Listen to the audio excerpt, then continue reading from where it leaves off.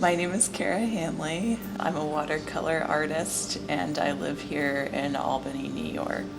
The piece that I'm working on today is going to be an EP cover for Allison Smith for her album that's about to come out. She contacted me maybe 2 months ago about working together. I was super excited. She's very talented and her music is amazing. It's like kind of a dreamscape. She spent like a year in a cabin out in the woods, like writing music. Nice. And so the cabin is actually like kind of the center point of the dreamscape.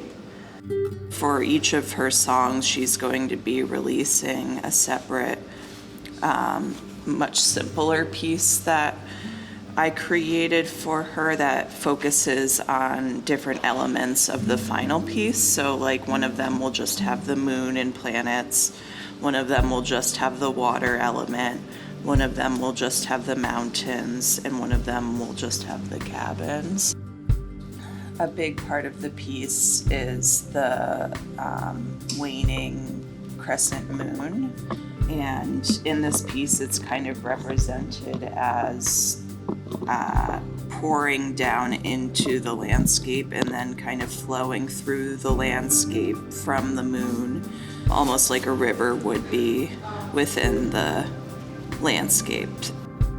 We worked together to kind of figure out what would work for her. She wants to like drop each song individually and then have like, we're gonna have this like collaborative piece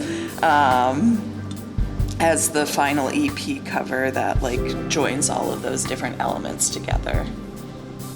Before I even started working on the sketch for her, she sent me all of the tracks. They weren't like completely done being edited, but pretty solid.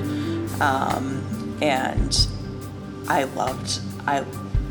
really loved her artwork, and it was really cool because when we were first talking about working together on this project, we went for coffee, and she was talking about my artwork and my more recent work specifically, with like the surreal landscapes and her experience of those.